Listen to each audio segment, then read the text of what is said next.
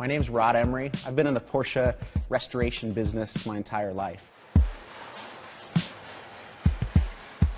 We're in my shop in North Hollywood. This is what I love to do. I love to take these cars and give them a new life. I come from a family that's been building custom cars dating back into the 40s. My grandfather had a shop about a mile from here in Burbank from 1948 to 1962. He was really one of the early pioneers and customizers.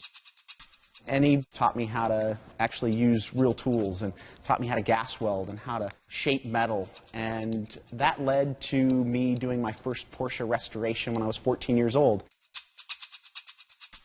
The people that come to me are the guys that love that classic shape and design of a Porsche 356 or an early 911, but they want it personalized and they want it to have more power and more performance.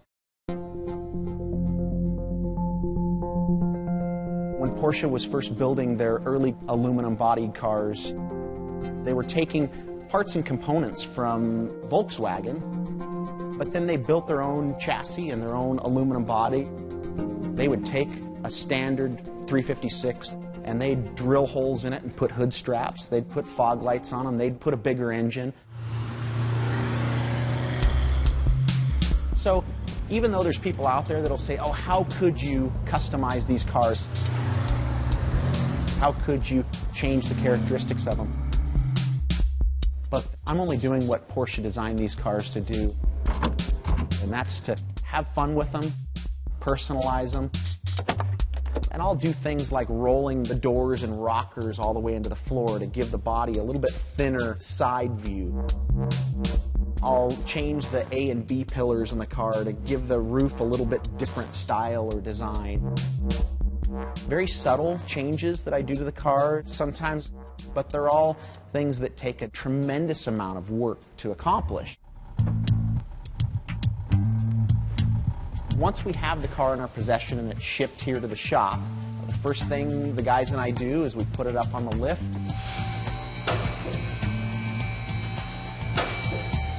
And we evaluate the car, make sure that it has the components and everything that we need, and then we disassemble the car. This is a 1960 B Coupe. It's got very minimal rust, and it's just a good one to build on. After we disassemble the car, the next step is to get all of the paint and undercoating off of them. So we send the actual chassis or the tub of the car to a place that has a large media blast room that they can blast the paint off. But all the smaller parts, bumpers, smaller components, we use our in-house media blast cabinet that allows us to put the part inside, and then we can blast either sand, glass bead, plastic, or walnut shells to remove all the paint and material off of them. The next phase of the project is to get it in our metal shop and start doing all the rust repair and fabrication. Right now, we build approximately 6 or 7 cars a year. And it's a combination of restoration parts and parts that are either remanufactured or new original Porsche parts. But then everything that's modified on these cars, we have to build in-house. We created a wood buck to be able to give us the shapes of a 356 that we're working on. And so once we have the shape done in wood, then the next step is to make a template or a pattern so that we can do the initial cut of the aluminum. This piece of equipment that I'm using right now is called an English wheel, and it's used to be able to put curves in sheet metal or aluminum. The bulk of our equipment that we use is all 40s, 50s, and 60s era equipment to do the metal shaping and the fabrication. This Eccled is from the 1960s. With a combination of newer technology, even 3D scanners that we use to do some recreation of parts. We just have a really nice blend of equipment. And we take great pride in our tools because that's really what helps us create these cars. after the car is gone through its metalworking phase, it goes through the body and paint phase of the project.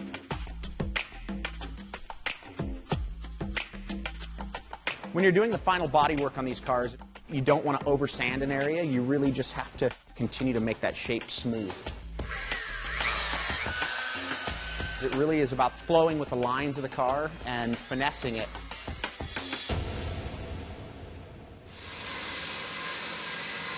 While we were doing the metal work, body and paint, all of the components and parts were all being prepared.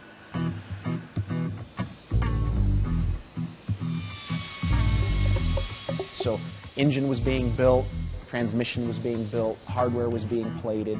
So once we get to the assembly phase of the car, we start putting all the pieces on it. And that's really everyone's favorite part, because that's when the car really starts to take shape.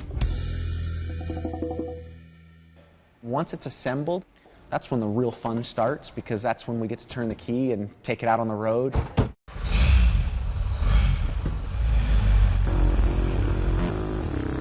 It looks like this, amazing little vintage car.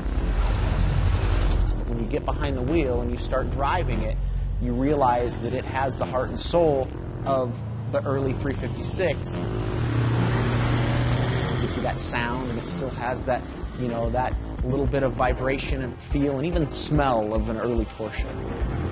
But it has the performance and drivability of a newer Porsche. It's just amazing to drive. We always put a couple hundred miles on the cars before we deliver it to the customer. We just want to make sure that the engine is broken in, make sure that the car has had all of the necessary adjustments, everything from the suspension to, carburetors being perfect, and, that we made sure that that door shuts perfectly and that the window rolls up and that there aren't air leaks.